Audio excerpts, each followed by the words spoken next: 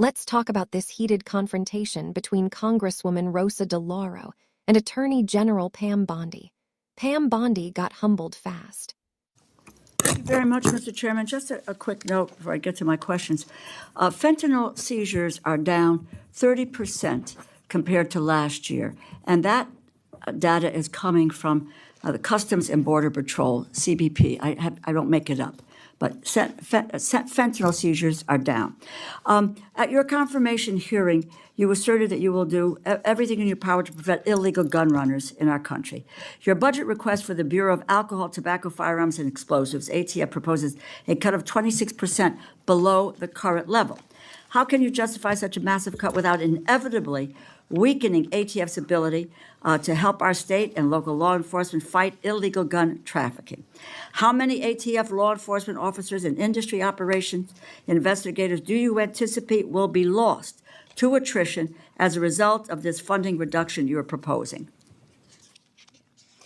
So, I am a career prosecutor, and I believe in keeping America safe, making America safe. First, what we're doing is ATF is going to be brought over with DEA. Everyone knows, everyone sitting up here, guns and drugs go together. They go together. We're going to make it more efficient. What I will tell you will not be happening is ATF agents will not be knocking on the doors of legal gun owners in the middle of the night asking them about their guns. They're going to be out on the streets. If I can finish, they're going to be out on the streets. I have three No, minutes. you asked me a question. I did, and you asked me a question. And you and haven't I'm gonna answered answer my it. question. So they're going to be out on the streets working You haven't hand in answered hand my with question. DEA You to haven't violate. answered. Mr. Chairman, I'd like an answer to my question. And the question is not being answered. How many ATF law enforcement officers and industry operations investigators do you anticipate will be lost to attrition as a result of the funding reduction you are proposing? You are proposing a 26% cut to ATF for fiscal year 2026, as well as a 4.4% cut to DEA. So you're going to merge the two agencies together, and then you're going to shortchange their resources, so neither one of them will be able to do the job that they have been designed to do. You've got a 34% cut to the high-intensity drug trafficking areas program, no dedicated money at all for the Organized Crime Drug Enforcement Task Force. So, my view, it's fair to say that the Trump administration proposal shortchanges federal efforts to stop illegal gun trafficking and federal efforts to stop the flow of dangerous illegal drugs like fentanyl.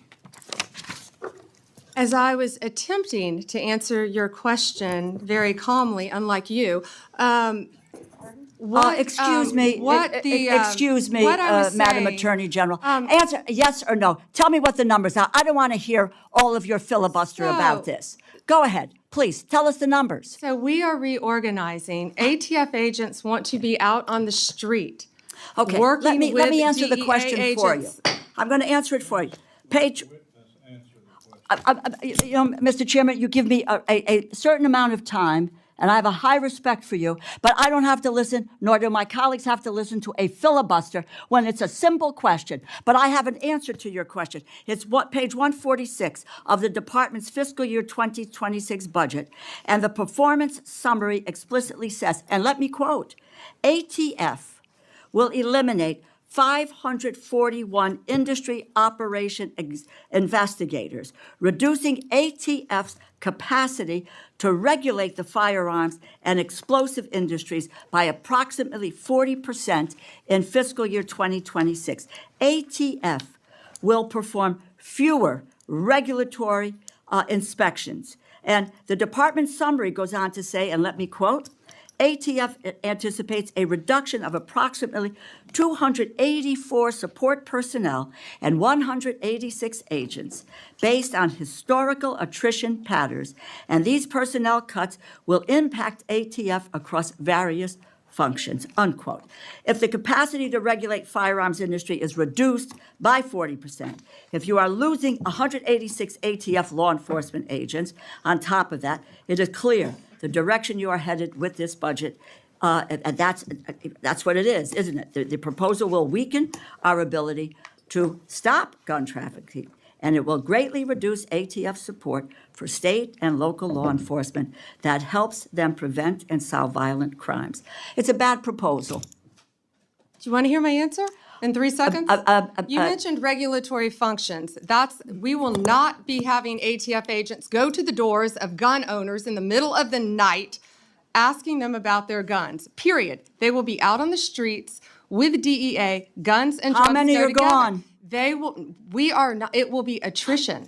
We are not firing agents. They will be working. How many with have DEA. taken attrition? Can I tell you that they all want to be on the streets? They want to be doing their jobs. They want to be But you're getting them seizing off the guns. streets. They want You're getting to. them We're off the putting streets. them on the streets. They want to be working with DEA. You are getting them off the will be streets. There is no efficient. clear. And Mr. We will Chairman, be I yield back my efficient. time. I yield back my time. Let's get some answers here. What we witnessed in that exchange wasn't just a disagreement over numbers. It was a collision between reality and political spin.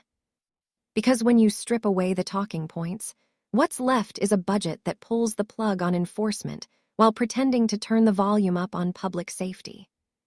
You cannot claim to be serious about stopping gun violence while gutting the agency responsible for tracking illegal firearms. You cannot claim to be tough on fentanyl while slashing the very programs designed to dismantle drug trafficking networks. And you cannot claim transparency while refusing to answer the most basic question about how many people are being cut. That contradiction is the story. Budgets are moral documents. They reveal who is protected, who is exposed, and who is expected to suffer the consequences quietly. And in this case, the consequences don't land on politicians in Washington. They land on cities, neighborhoods, and families already dealing with violence, addiction, and loss. When ATF loses nearly half its regulatory capacity, that doesn't just weaken oversight, it creates space for bad actors to thrive. When federal task forces are defunded, organized crime doesn't disappear. It adapts. It expands. It fills the vacuum. And the people who pay the price are never the ones writing the budget. What made this moment so powerful is that the truth didn't come from a polished response or a carefully worded defense. It came from reading the fine print out loud, from forcing the numbers into the open where they couldn't be ignored. That's why the frustration you heard wasn't about tone. It was about urgency. Because when leaders refuse to answer clear questions, it's usually because the answers are politically inconvenient, not because they're complicated. And that should worry all of us. If public safety is truly the priority, then weakening enforcement, shrinking oversight, and cutting prevention programs is not the path forward. That's a retreat. And retreats don't make communities safer, they leave them more vulnerable.